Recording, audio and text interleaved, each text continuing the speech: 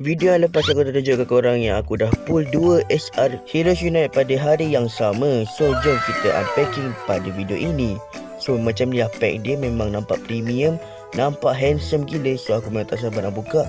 Kita boleh nampak ada 2 bintang kat belakang tu mendekat ini betul-betul SR. So kita ada 2, kita buka 1 je. So jom kita gunting dengan perlahan. Bismillahirrahmanirrahim. By the way guys, korang dah tengok ke cerita Papa Zul The Movie? So kalau korang dah tengok, cuba korang komen dekat bawah watak yang mana paling korang suka. Kenapa korang suka watak tu? Actually kad biasa dalam pack ni sama je dengan kad yang ada dalam pack Bobo kuasa 3 dan Ultrabot yang biasa punya. Hanya kad istimewa sahaja yang berubah. So aku sangat happy sebab ini pengalaman pertama aku dapat skor SR dekat kedai biasa. Dan juga ini first time aku dapat AR dan SR untuk satu pack tu, iaitu Heroes Unite pack pertama yang aku berjaya lengkapkan AR dan SR. So kita ada Masmara, kita ada Kuali, Kirby. Sebelum aku tunjuk kad SR ni, korang jangan lupa like, komen dan subscribe dalam 3 saat.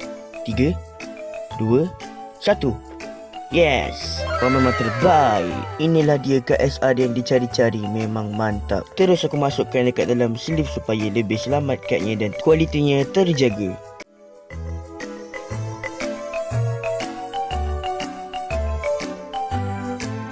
So kita dah ada AR dan SR Heroes Unite.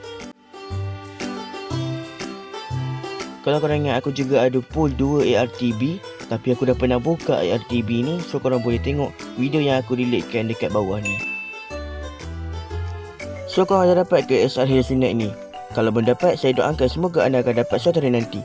Yang penting ingat kad, ingat free skin. Lepas ni nak buka kad apa pula? Cuba korang komen kat bawah. Mantap.